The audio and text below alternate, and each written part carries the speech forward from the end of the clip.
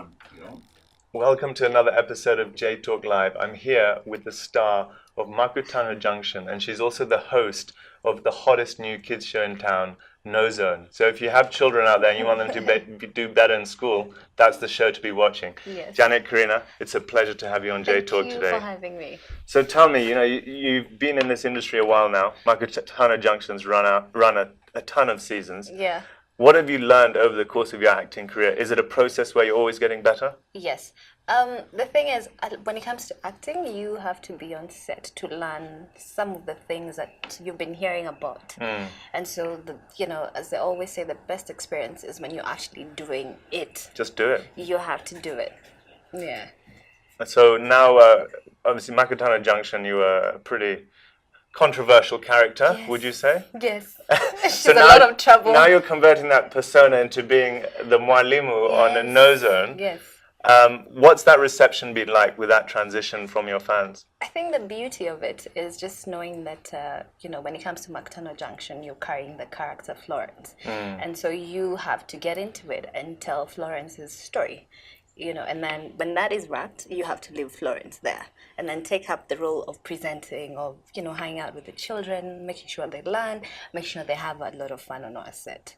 So it's you have to pick and drop and ensure that you've done justice to that role and you've also picked up this one and also done what you're supposed to do. Those are incredibly wise words. I hope so. So Makutano Junction, you're now how many seasons in?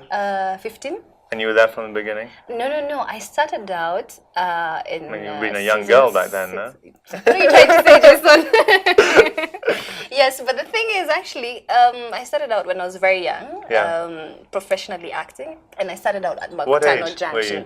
I was 22. 22. Wow. Makutano Junction was one of my shows. I went up for the audition.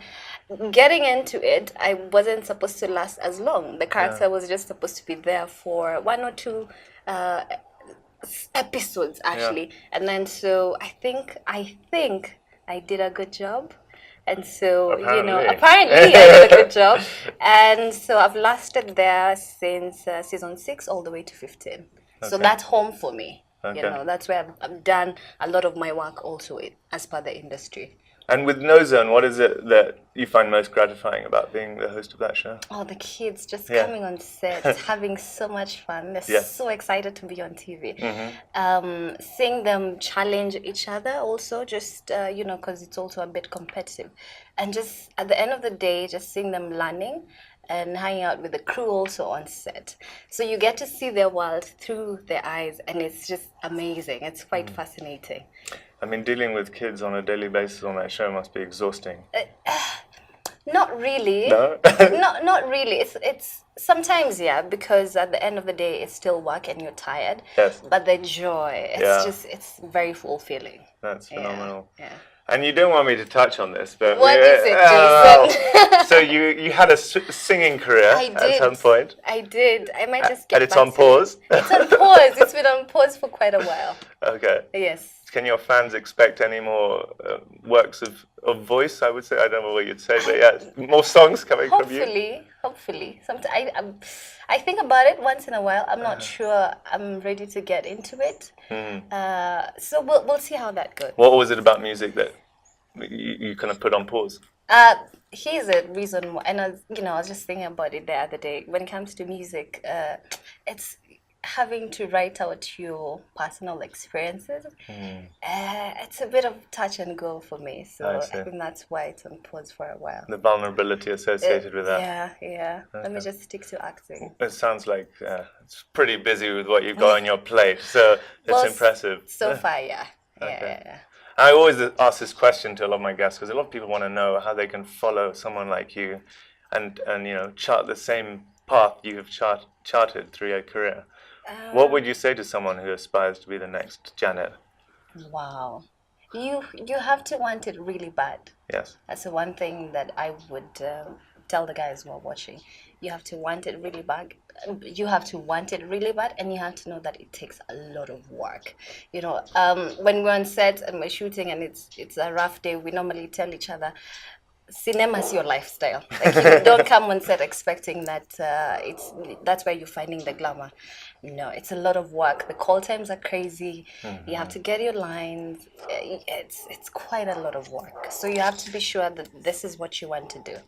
Yeah. And in terms of learning lines, strategies around that, or it's just rote memorization, get to it, repeat, repeat, repeat?